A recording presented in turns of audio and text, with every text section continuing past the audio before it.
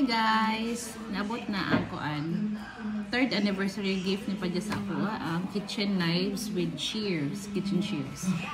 Then ilan na ning gi-open ganin ha. Ay gahapon na ning nabot. Pero wala pa ako kitaan eh. So karon pa nako siya makitaan. Sige lang ingos Padya. Abli na gunagod. Nya na good nya na sige lang niya. Siya mo excited. Then i-sharpen na niya ganin ha. Pero ana ko nga ibalik na des box. Kay nga rin ako tanawon. So mo to nga siya nga I'm so kuan daw difficult. Although naana sa picture na makita naman ko sa sulod.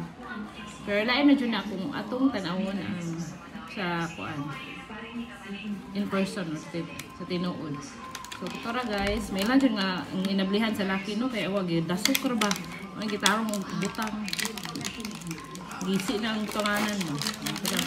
Mani ang ato ang knives. Oh, inindot sa color. Hello, ganahan lagi ko.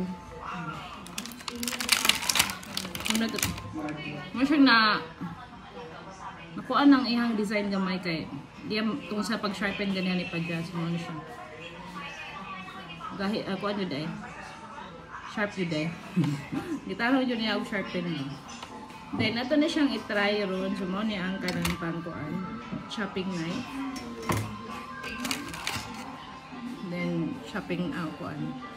Pag na siya serrated siya gamay o nangatangtang na lang ang kanang ihang color kay murag nanggigil din siya pagkuan ba pag baid ba.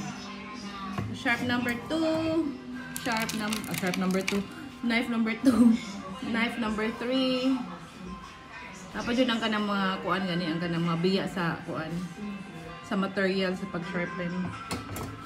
Kuan man ni gigamit ka ng bato gani ang sharpener. And then knife number 4 ang kuan. Ano akong paborito nga knife kay kanang to use. But lang ganan ko gamay ra nga knife.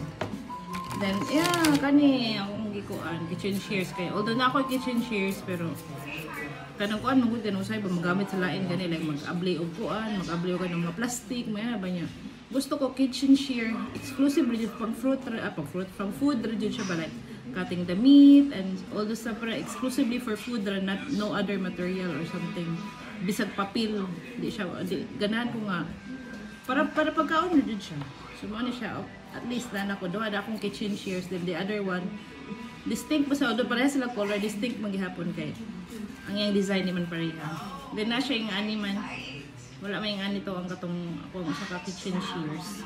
So then na pairing knife this. Kanindot siya guys. So ato ni siyang suwayan o sa mga knife ato suwayan or maybe kani to suwayan ni then kani ito rin body kay I'm not gonna peel anything. Peeling knife o sa tawag ano. Peeling knife by kani may paring knife. Buta ko idea on sa mga pangan. Ako na lang gikalimtan sa to ang mga diction sa ono sa mga different knives. Then usually may ani nga klase nga knife ang ato ang gamit no. Especially mga Pinoy mga ani ra nga klase nga knife. Then paborito sa ni Jack kay ani nga kuan. Paborito pa dyan ani nga knife pero mubo ra ni siya kanang iyang ganan kanang tag-as gani nga knife. Then kani kung kuan meat for the kanang meat. Pero ato ni i-try ang tulo. Kaning tulo. Ito na i-try kung unsa sila ka sharp or something. Then hugasan sa nato before nato i-try. O standby. So we're back na. So ato ning i-try kung unsa siya ka sharp. So we start with the apple kay ganahan na sila makaw apple. So usually pag fruit gani gagmay nga knife kung gustong gamiton. So para easy to cut on. Sharp jud siya. Although gibaid jud ni siya ni Padya gani ha. Kay for him it's not sharp enough. Kani pagkaon ng kamay nga part na i-save. Para makaon na nila.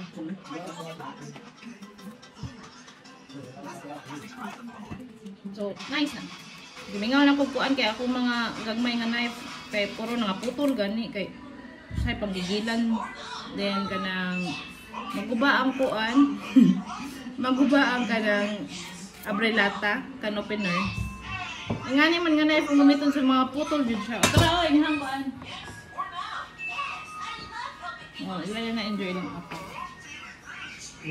karon nato nang kanang i-test ang duha ka knife Then, mag-prepare ka sa ingredients para sa kuan ni Padja ni kayang concoction ni Padja. Gisingot ako maayo dahil alimuot na kaayo ba. Ito na yung swaya ng una. Ito na siyang i-cut into kuan ra. Slices ra. Pero, I'll cut it into half before I slice them. So, slice pa ba tawag ana? Nag-cut into half. Okay, anaon ra na to siya.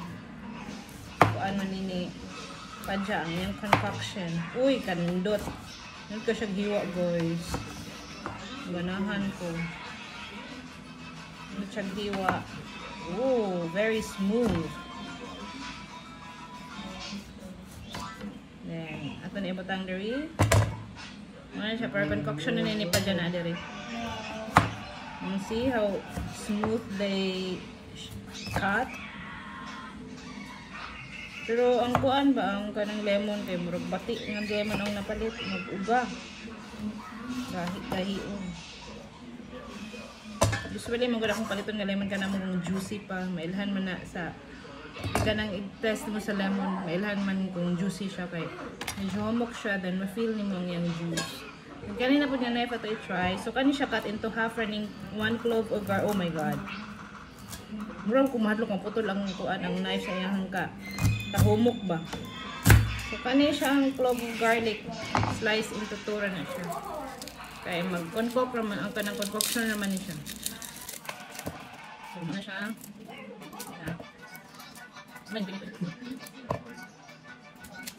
Meron na siya. Ang garlic. So, ano siya? Ang ginawa yung concoction na consists of lemon, garlic, and ginger. Good for blood circulation ng concoction, guys. Maybe you want to try. You just boil it for 20 to 30 minutes. Depende sa inyong gusto. So, more na siya ang lemon, ginger, of garlic. So, kani siya. Murag kanila siguro na ka-garlic atong gamiton. Kaya murag isog na kayo kung daghan. Kaya ako muna siya i-slice.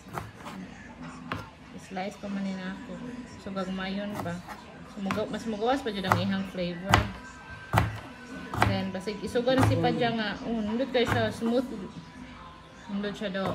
Makahila kong popcorn. See?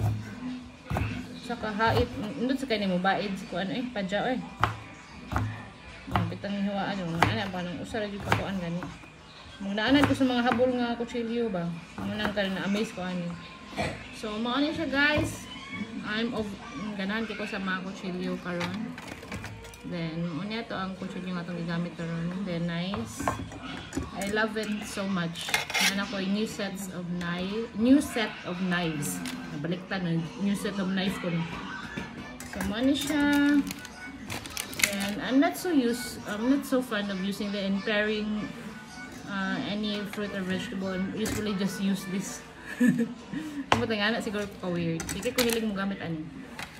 But maybe, I don't know. Maybe it's good. I'll try to use it. And this one is what I really love most. To cut soon we're gonna make Korean barbecue. But we're gonna do beef this time. So, mga ito siya guys. Salamat kayo sa inyong pagtanaw. Don't forget to like, share, and subscribe. And that's all for now. Until next vlog. Thanks for watching guys. Bye!